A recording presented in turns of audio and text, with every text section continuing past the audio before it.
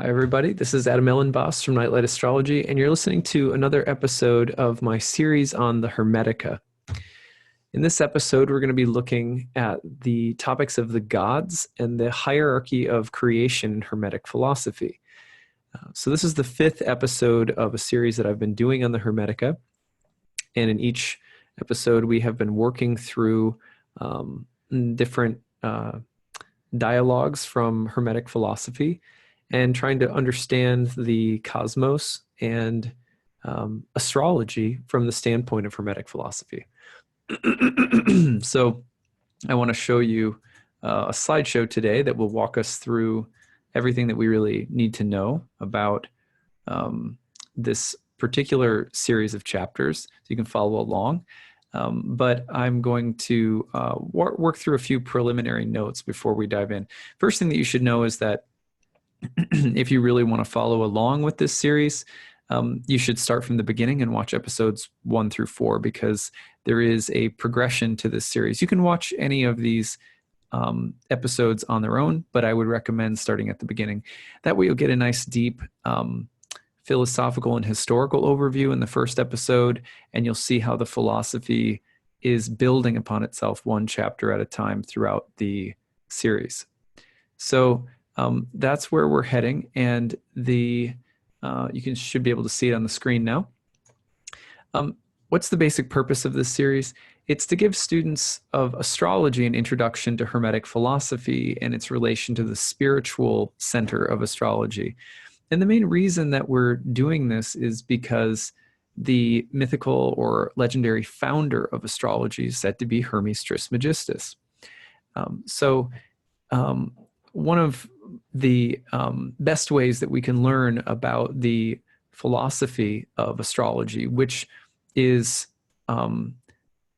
it's a little sparse in the source texts. A lot of the source texts that we have are technical manuals, and there's not a ton of philosophical, metaphysical, or even cosmological backing to the texts. So we speculate.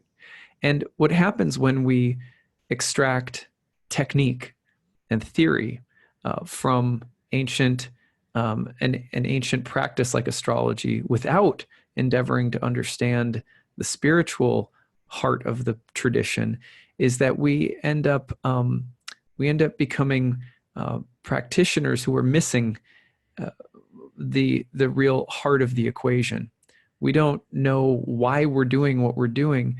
Then we're playing with things that are potentially dangerous, or we're playing with things that we may not be using them in the appropriate spirit, or we may not be using them for much of the, maybe we're not using them for the right reasons. So, people can use astrology in order to just figure out what's going to happen to me, and we can build our egos, become very powerful, like a powerful magician, like the sorcerer's apprentice. We can get a hold of the magic hat, but not necessarily know what we're doing with it.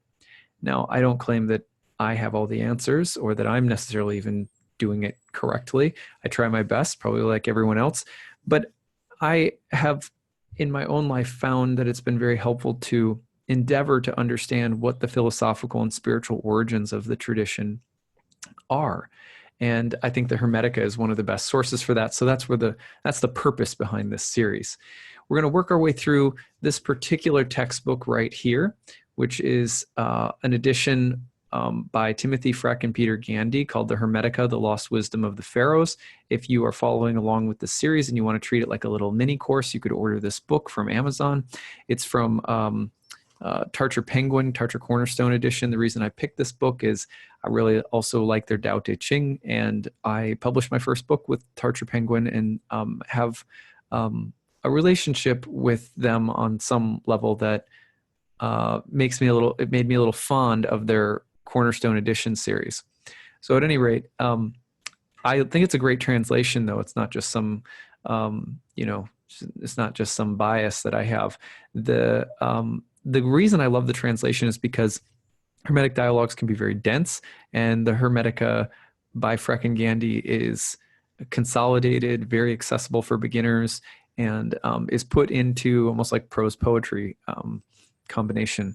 And I think it's easy to read. So as we go along, we're reading through two chapters at a time, and we're comparing and contrasting some of the philosophical elements of the Hermetica with also a variety of modern astrology practices and beliefs here and there. We're kind of talking about some of the differences and trying to, again, get an understanding of what we might take practically from these chapters that may help us become better astrologers or better students of astrology. So the two chapters that we're visiting today are once again on the gods and the hierarchy of creation. So what I do in each series, each episode, is I read the chapter aloud. They're pretty short. And then we talk about the points that are made in each chapter. So in this one, we're looking at the gods. The first one is the gods. Now here's what Hermes has to say about the gods. The mind of the cosmos, created from fire and air, the 7 administrators who regulate destiny, the 5 visible planets, and the sun and moon, whose orbits encompass the world of the senses. These celestial powers, known by thought alone, are called the gods, and they preside over the world. They are ruled over by the goddess Destiny, who transforms everything according to the law of natural growth, creating from the permanent, unchanging reality a permanently changing world. The heavenly bodies are governed by Atum, and from them flows into matter an uninterrupted stream of soul. Matter is like a fertile womb within which all things are conceived. All forms shape matter, and soul energy ceaselessly changes them one into another. This process is directed by Atum, who infuses each form with soul in proportion to its standing in the scale of being. The earth is the storehouse of all matter, which it donates, and in return it receives life from above. Ra, the sun, unites heaven and earth, sending down energy from above and raising up matter from below. He draws life to himself and gives forth life from himself, ceaselessly lavishing light on all. Ra benefits not only heaven, but even the hidden depths of the earth. Unlike Autumn, the hidden light, who is only known in thought through attentive contemplation, Ra exists in space and time, and we may see him with our eyes, shining the brightest in the cosmos. Placed in the center and wearing the cosmos like a wreath around him, he lights up above and below. He lets the cosmos go on its way, but never lets it wander. For like a skillful chariot driver, Ra has tied the cosmos to him, preventing it rushing off in disorder. And his controlling reins are rays of light. The sun is an image of the Creator, who is higher than the heavens. Just as that supreme Creator gave life to the whole universe, Ra gives life to the animals and plants. His material body is the source of visible light, and if there be such a thing as a substance not perceptible to the senses, the light of the sun must contain that substance. Yet what it is or how it flows, only Atum knows.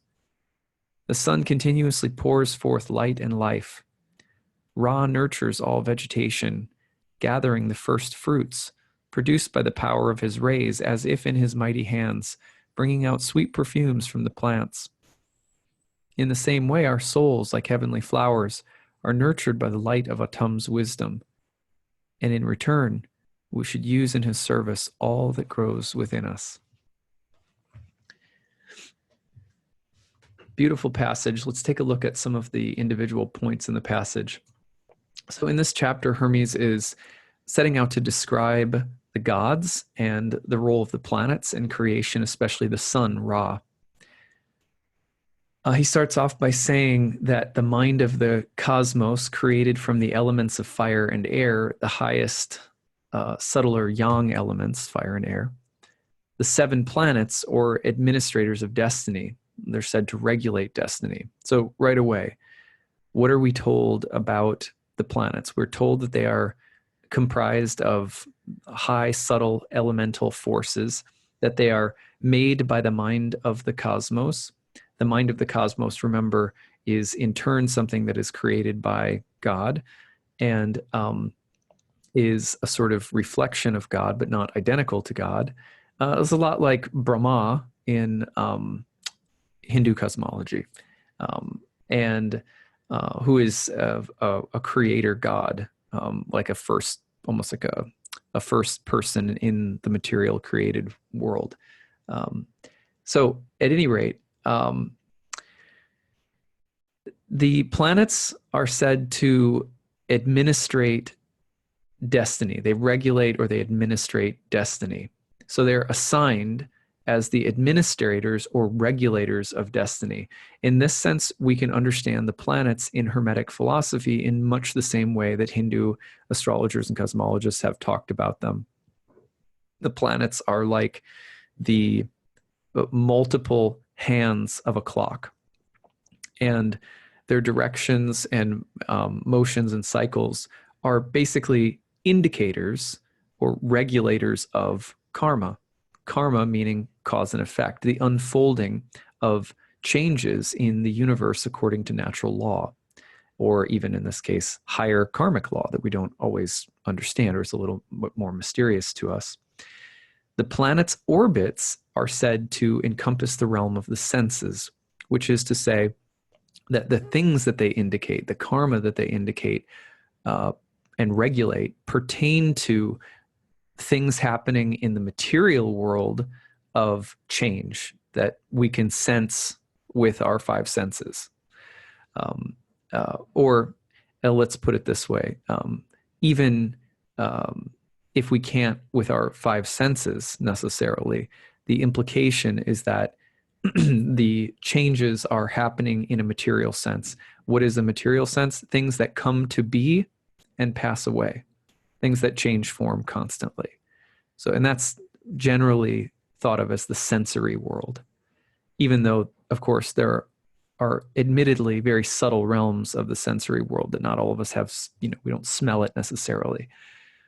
Now, these celestial powers of the planets, he says, are known by thought alone. This is very important because essentially what we're saying is that the symbolism and meaning of the planets and the karmic laws that they are helping to regulate or that they are administrators of have to be known through a kind of contemplative or intellectual form of concentration or study or reflection.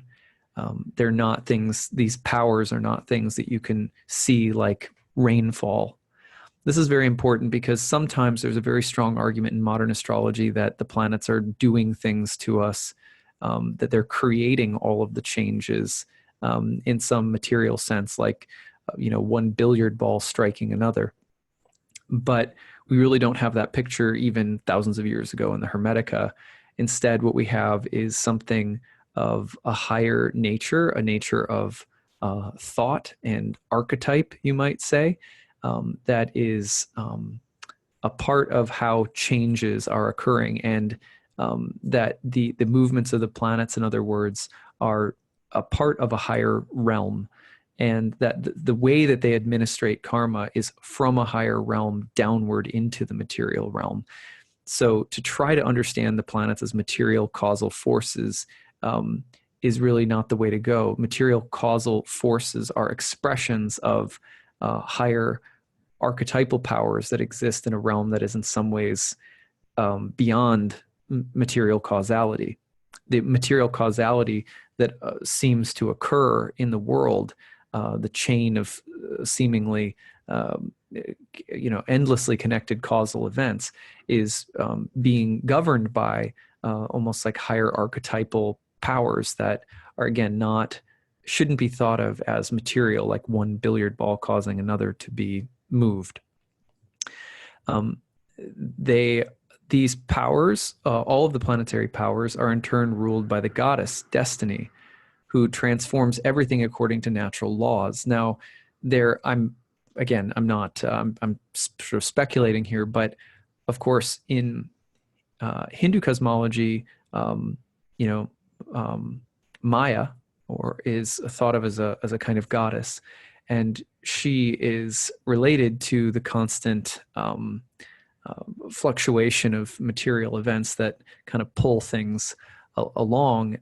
And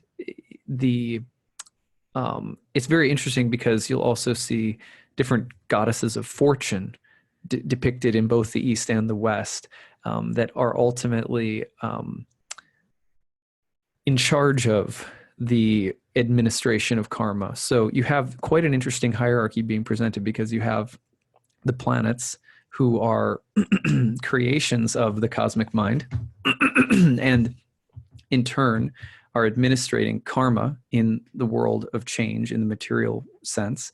But the spinning of that wheel of time and karma is in turn ruled by goddess Destiny, who transforms everything according to natural laws, or you might say karmic laws of a higher nature again.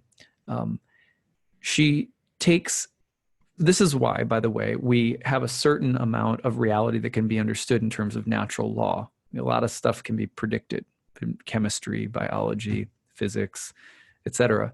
However, there's also this sense of there being a higher archetypal law, where the way that changes are playing out, especially in the human realm of fate and destiny, are not as easy to understand, but they are still considered to be a part of natural law.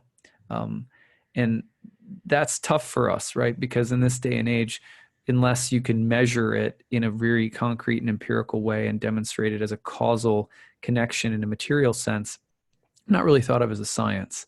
But long ago, in fact, the higher science in some ways, in some respects, was a study of karma, the study of laws of karma, by tracking the symbolic movements of the planets, the administrators of karma. Anyway, that's an aside. She takes from the permanent unchanging reality and makes a permanent changing world. So she's a kind of liaison, a messenger, or an emissary, or a servant of, you could say, of God or Godhead. And she participates in eternality, or in the divinity of God, and takes from that permanence and unchanging sort of perfected quality, and comes into this world and mixes the permanent element with something that is a kind of distorted reflection. So this world is said to be permanently changing. Okay, so this world is, first of all, very important to suggest this, because sometimes we say, well, this world was created at some point. But according to Hermes, and also in Hindu cosmology, there's cycles of creation and destruction, but the cycles themselves are endless. And so in that sense, there is no true origin of time and space and the cosmos. It's an eternal realm of its own, though, again, it is permanently changing, as opposed to a place that does not feature the constant fluctuations between opposites. Is thought to be the spiritual world. So what are the implications of a permanently changing world? And we find this out as we get deeper and deeper into the Hermetic dialogues and the Hermetic philosophy, which is that we are of two natures. Those of us who are in this material world have a dual nature. On the one hand, we're spirit souls, and on the other hand, we're inhabiting temporary, ever-changing material forms. Insofar as we, in the hierarchy of Hermetic philosophy, the soul is higher, and its natural state of eternality, bliss, knowledge, so sort of Satchit Ananda, the fact that that's who we are really, is to be cultivated, and that's really the focus of spiritual life. But because we're inhabiting material forms, we can also place our focus in things that change without end. And insofar as we try to identify our knowledge, eternality, bliss, good, we try to identify beauty or goodness in this world of constantly changing things, then we become lost, and we get lost in the web of Maya. The enlightenment process that Hermes describes, including the study of the planets as karma, help us to remember that we are eternal, that our true nature is of share in that which is permanent, eternal, and perfect in a sense, the unchanging, and in some ways the ideal. So now we get this because we see in the next piece here, we see that the planets are governed by Autumn ultimately. So although ancient astrologers are in a sense polytheistic, they believe and see many gods. All the planets are called gods, or the stars of the gods. But they were called in Greek. The star of Aphrodite was Venus. The star of Zeus was Jupiter. So planets were, of course, called stars. And the wandering stars. But ultimately, though it's polytheistic, they all still fall within there's a simultaneous oneness in a Godhead that they are emanating from. So they're ultimately governed by the source. And from them into the world of matter flows an uninterrupted stream of soul. So in Hermetic philosophy and Hindu cosmology are a little different in some of these areas, but the planets are not only administrators of karma, but also through their alignments, you could say souls come into bodies and go out of bodies. And so they also are indicating the way in which the spirit soul is moving through matter. So they have a relation to the changes that the soul undergoes.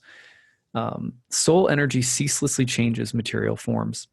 The process is directed by Autumn, that's the name for God, and there is a hierarchy of sorts within the great scale of being. So that means that although all beings are a part of the same fundamental spirit soul essence, there is still a difference in facility. For example, what makes human life unique is the unique ability to reflect upon our source and to commune with our source in a self-conscious manner.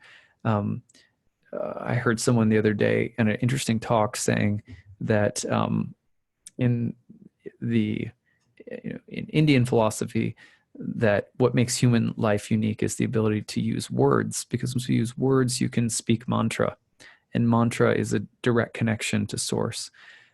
That's not to degrade other species of life either, but it is to say that the view of creation that is taken here, again, very similar to Hindu cosmology, is that within the great chain of being, certain births are considered to be, auspicious for the sake of progressing and awakening our dormant spirit soul consciousness.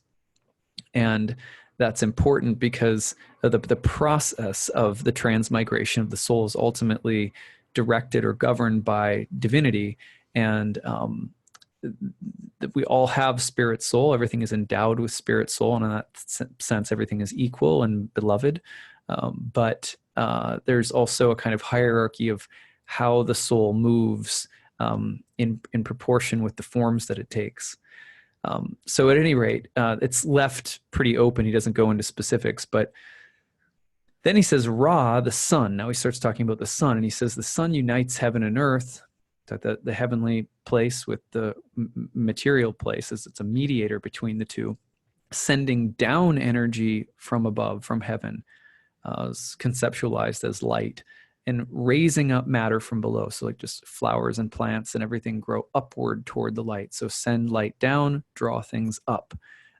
And in that sense, join what is below with what is above. So the sun is thought of as the light of God and the awakening facility, and is connected with the idea of the spirit and soul within the body. Autumn, however, is said to be a hidden light, so not to mistake the sun with God.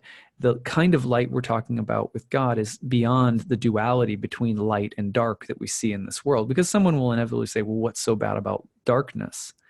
Well, nothing. In this realm of duality, they both have a lot to say. Symbolically, they both have many beautiful properties: lightness and darkness, the stars and the moon versus the sun, and so forth. So there's also a kind of a little hidden instruction here that the true light is not a visible light. And there's similar statements found in the Bhagavad Gita as well, talking about a place that's illumined without basically electricity, without any tangible form of light that we're used to in this world. So a different kind of light when we're talking about divinity. But Ra, the sun, is an image, or a kind of reflected image of God within time and space. Very interesting. Now, it says he is placed in the center and wears the cosmos like a wreath, allowing each to go their own way, but never letting things wander off course entirely. He maintains order. If you've ever seen the path of the sun in the sky, the ecliptic path on like a astronomy program, the path of the sun defines the zodiac. Mathematically, its circle is the circle of the zodiac, and the constellations are set along that line, and all the planets move with their latitude above or below the ecliptic line of the sun. And so that whole band is always traveling together. And what's being given up, we're giving a picture here of a lot of variety. Like planets can go way up above the sun or dip down way below, and the stars are scattered all over the place. And so, but the sun stays on this steady course. So we're given an image of the sun as an organizing principle, as a giver and maintainer of order, even though there is allowance for diversity, change, fluctuation, movement, space, and divergence among the multitude, among the many. This is a metaphor that we're being given also for something about God, that although God maintains order, and that although God is never lets things get too far off course, there is given a certain kind of agency to everything. All souls have choice. All souls have free will. How could we choose to participate in some kind of loving and conscious relationship with the source if we didn't have free will? It wouldn't really be real. And that's shown to us in a sense by this image of the sun wearing the cosmos like a wreath. Everything is allowed to kind of go its own way, but within certain kinds of a certain general kind of boundary and a certain kind of order that's still maintained. Remember, earlier we're also told that entire procession itself swivels around an unchanging pole star. So there's like layers and layers of the same kind of imagery reflected in the cosmos that Hermes is giving us. Light flows from Ra, but it's also said that there's an invisible substance of soul that flows from Ra that only Autumn knows. Again, it's not literal light. Otherwise, we get into light versus dark, and really what we're trying to do eventually is to go beyond certain all different kinds of dualities, to see divinity as something that encompasses all dualities, that includes all dualities and seeming contradictions, reconciles them within its being. So just as Ra nurtures all vegetation and brings forth fruit, life, and fragrant aromas from nature, so the sun brings forth life in nature, so too our souls, like heavenly flowers, are nurtured by the light of Autumn's wisdom. Hence the need to study astrology in the ancient world. If you study astrology, you're studying the nature of karma. You're participating reflectively in your within your material form, and reflective participation within the realm of karma allows for the light of eternality in eternal wisdom to fill one, and then the soul starts to blossom within the body. can't start to blossom if all we're interested in is, money and popularity and likes on Facebook or whatever else. It's only when we allow that kind of eternal wisdom to flow into us that we start to blossom. Our soul, like a flower, starts to blossom and yield its true fragrance and fruit. And then he says, the last thing he says is so beautiful. In return for this, the wisdom that we're filled with and the way that we're brought forth in our true essence, we should use in the service of Autumn all that grows within us. So the ultimate act of reciprocation is, again, we have not a paradigm that's not just jnana, as they say in Indian philosophy, which is just about knowledge. Like, well, I'm just studying this so that I can know what God is, or something like in a mental sense. But actually, this knowledge of divinity that comes through contemplation of karma, contemplation of your life in the ups and downs of your material body, and contemplation of eternity, that the wisdom that fills us starts to penetrate into the heart. And then it becomes about how can I return the gift of this wisdom of my eternal nature through service, through love, through a heartfelt connection to the source. Exactly what Hermes is telling us that we need to do once the knowledge of eternity starts to fill us as we're studying these kinds of topics. Now, the next chapter I'll read, and it's a very short one called The Hierarchy of Creation. The Hierarchy of Creation. Autumn creates the cosmic mind. The cosmic mind creates the cosmos. The cosmos creates time. Time creates change. The essence of Autumn is primal goodness. The essence of the cosmic mind is permanent sameness. The essence of the cosmos is beautiful order. The essence of time is movement. The essence of change is life. Autumn works through mind and soul.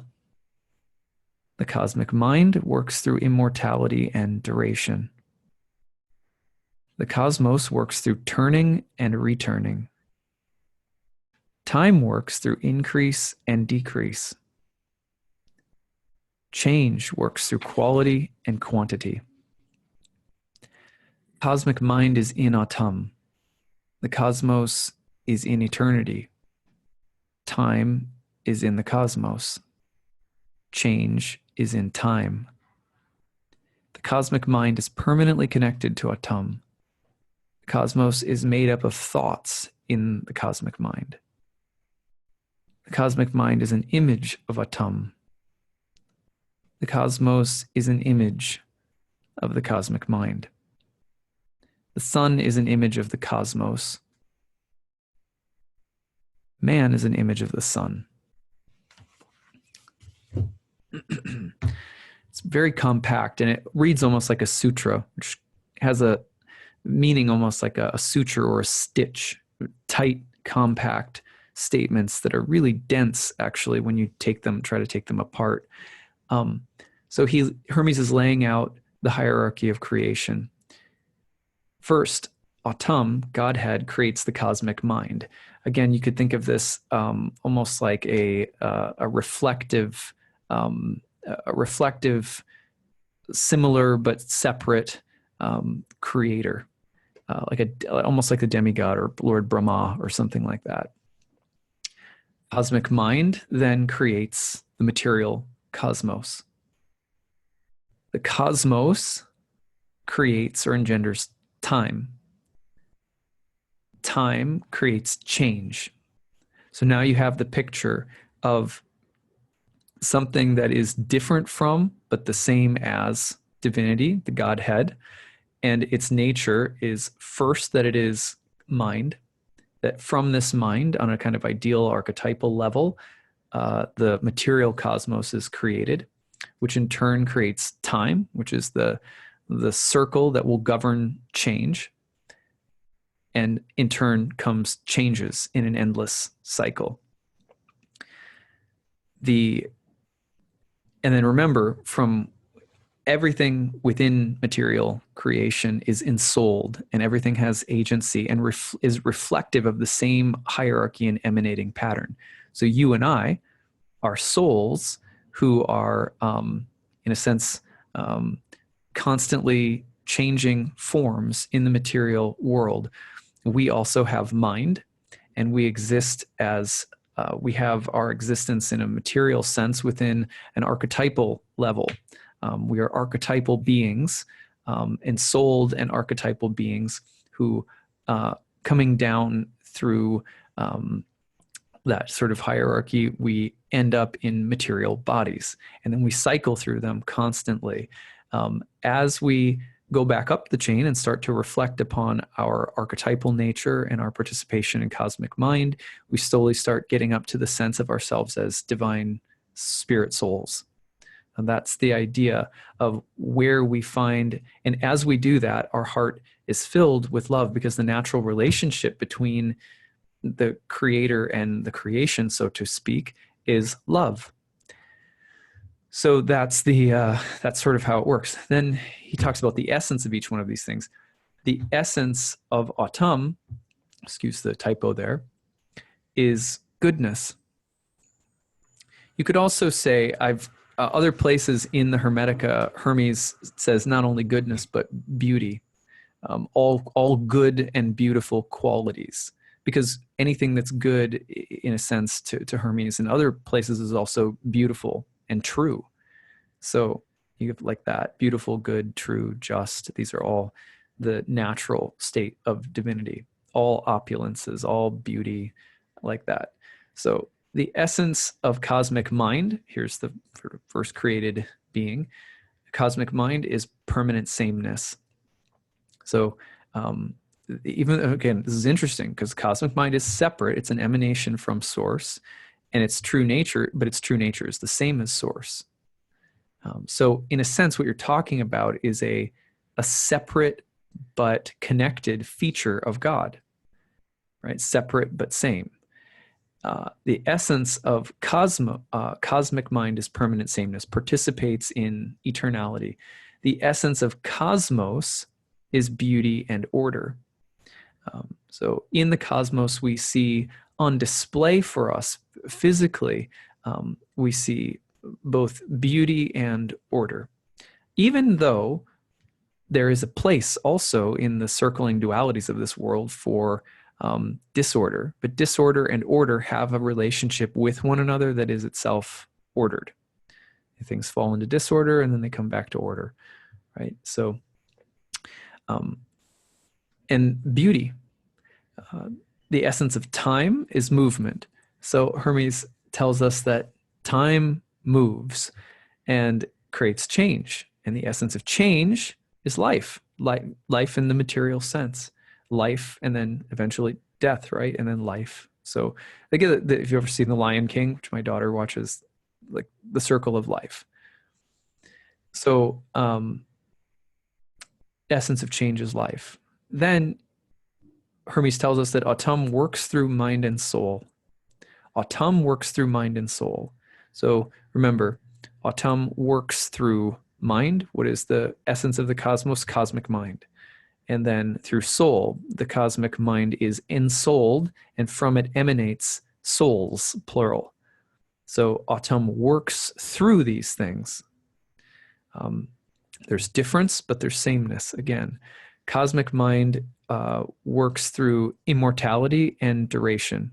So we have, again, a sense of the cosmic mind behind the cosmos as different from, but also participating in everlastingness. It's an everlasting being or feature of God. It's not as though at some point God creates the cosmic mind.